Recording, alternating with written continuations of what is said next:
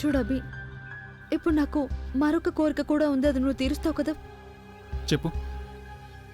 నాకు నీతో కలిసి ఈ ఫౌంటైన్లో తడిచి హోలీ ఆడాలనిపిస్తోంది. సరే, మనం డాన్స్ చేద్దాం, కానీ డాన్స్ చేసేటప్పుడు నువ్వు ప్రెగ్నెంట్ అనే విషయాన్ని మాత్రం మర్చిపోవద్దు.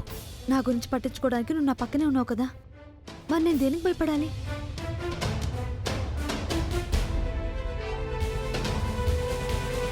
నేను మిగతా వాళ్ళని కలిసి వస్తాను.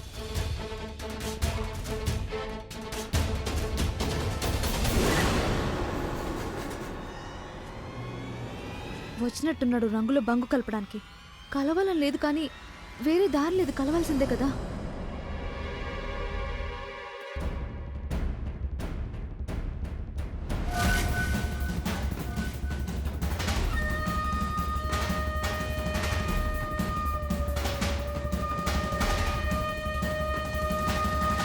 హలో, నాతో కూడా హోలీ ఆడొచ్చు కదా తన్ను. నువ్వు ఇక్కడ అందరి ముందు నాతో హోలీ ఆడతావా? కనీసం మాట్లాడడానికైనా రావచ్చు కదా. నువ్వు వెంటనే వచ్చి కలు. ఇక్కడ ఇంతమంది ముందు నేను నిన్ను ఎలా కలుస్తాను? ఇక్కడ వెనక పక్క ఎవరూ రాని చోట ఒకటి ఉంది, అక్కడికి వచ్చి కలు. లేదు, నేను అసలు అక్కడికి రాలేను. ఆ చోటు చాలా భయంకరంగా ఉంటుంది. ఒకవేళ ఇదే చోటుకి అభి నిన్ను రమ్మన్నాడు అంటే నువ్వు వెంటనే అక్కడికి వెళ్ళిపోతావు. కానీ నాతో కలిసి ఎక్కడికి రావాలన్నా నీకు ప్రాబ్లంగానే ఉంటుంది. ఎందుకు?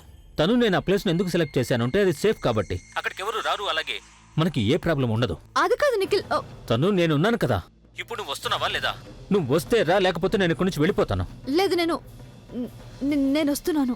Come fast, I'm waiting for you. Okay.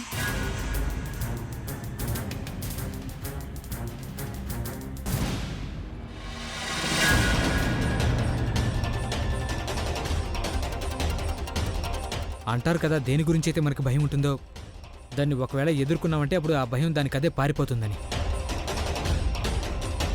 ఇప్పుడు అక్కడికి వెళ్ళాక తన భయం అంతమవుతుందా లేకపోతే తనంతమవుతుందో తెలీదు.